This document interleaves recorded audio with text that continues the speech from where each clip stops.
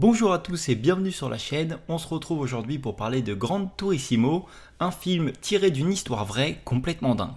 Il est sorti en salle le 9 août 2023, il est réalisé par Neil Blomkamp et ce drame sur le sport automobile affiche une durée de 2h15.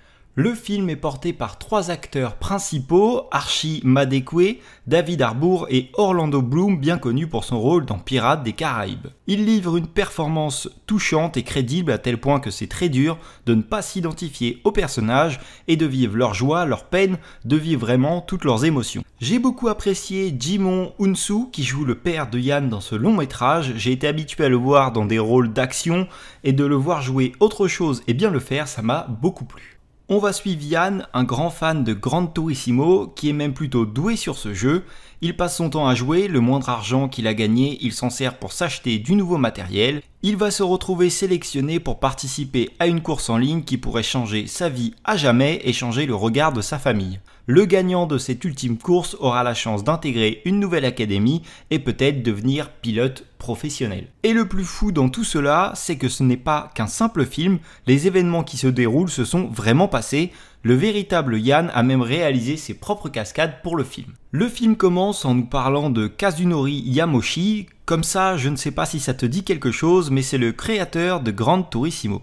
Il a créé ce jeu dans le but de faire le meilleur jeu de simulation possible. Chaque donnée sur chaque voiture différente était enregistrée au millimètre. On les voit scanner les voitures. Il voulait vraiment que quand tu pilotes une voiture dans le jeu, tu aies l'impression de piloter une vraie voiture sur un vrai circuit. Il faut se dire qu'il y a quand même un mec qui a eu l'idée à la base d'aller voir Nissan et de proposer de créer ce fameux concours avec ces gamers qui n'ont pour la plupart jamais conduit une vraie voiture ou alors très peu. Et en plus de ça, aucun n'a une préparation physique d'un pilote professionnel. L'absurdité de la chose a bien été mise en avant, que ce soit dans ses démarches auprès de la marque ou pour recruter un ingénieur. Tout le monde lui rit au nez, lui dit qu'il est complètement fou et très peu de personnes acceptent même de considérer son projet. En même temps, à leur place, est-ce que vous auriez foncé sur l'occasion ? J'ai trouvé le film très immersif et cela même en dehors des courses. On se laisse prendre par son histoire sur et en dehors des circuits, le conflit avec sa famille qui ne croit pas en son projet et aimerait qu'il revienne sur Terre, sa vie amoureuse, toutes ces scènes sont très émouvantes et touchantes. On vit également une véritable immersion au niveau des courses, un stress constant est mis en place, on se retrouve dans la voiture avec lui à ne jamais savoir ce qu'il va se passer. Quand il est en train de piloter, on peut voir également énormément de rappels aux jeux vidéo, on le voit s'isoler dans sa tête et imaginer les tracés qu'il effectuait quand il était dans sa chambre. Un autre rappel est mis en place, toutes les courses sont annotées d'indications sur le nombre de tours effectués ou restant à faire, sur son positionnement, plein de petits détails qui viennent nous rappeler ce que l'on pourrait voir si on était en train de jouer. Le seul petit reproche que je pourrais lui faire, c'est que au début de plusieurs courses, on stoppe tout pour te montrer sa place et le nombre de tours, ce qui fait tomber une partie de l'immersion, alors que comme je le disais juste avant, tout le reste de la course, ils font exactement la même chose, mais sans arrêter l'image, ce qui selon moi est bien mieux, en tout cas j'ai préféré.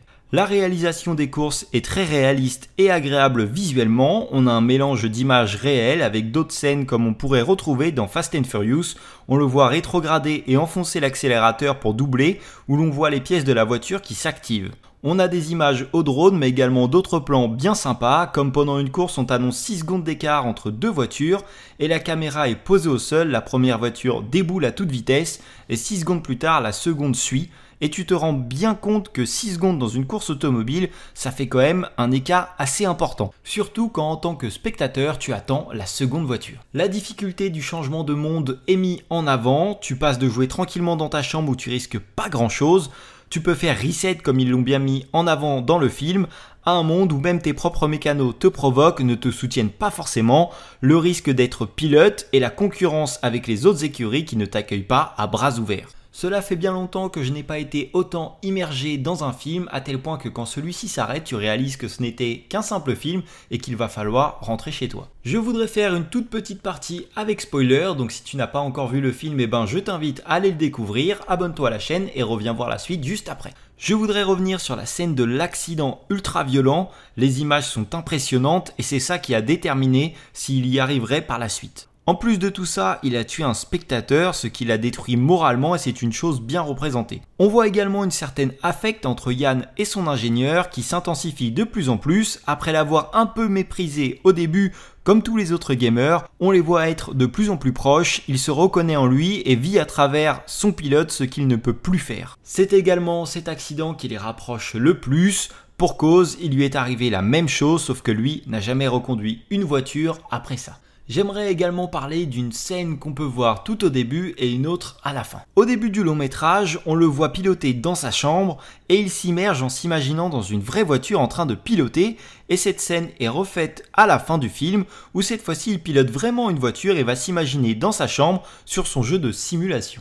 J'ai beaucoup aimé voir ces deux scènes au début et à la fin qui vont un petit peu à l'encontre. Tout au début, il s'imaginait dans une vraie voiture parce que son rêve était de devenir pilote. Et une fois qu'il est pilote, quand il arrive vraiment à maîtriser son sujet, il s'imagine dans sa chambre pour se concentrer et refaire les trajectoires qu'il faisait sur le jeu de simulation. Et pour finir, je voudrais juste dire qu'on voit également dans de nombreuses scènes que c'est un pilote à part. Il a d'autres idées de trajectoire, ressent des choses que d'autres pilotes ne sentent pas et se sent au ralenti dans sa voiture comme si rien ne pouvait dévier la voiture, comme si aucune erreur n'était possible. Donc voilà, c'est tout pour le film Gran Turismo. N'hésite surtout pas à me dire en commentaire ce que tu en as pensé. Moi personnellement, j'ai adoré, j'hésite même peut-être à aller le revoir une deuxième fois. En attendant, si tu as aimé la vidéo, n'hésite pas à lâcher un like, n'hésite pas à t'abonner à la chaîne. Moi je te dis à la prochaine pour une nouvelle vidéo. Salut!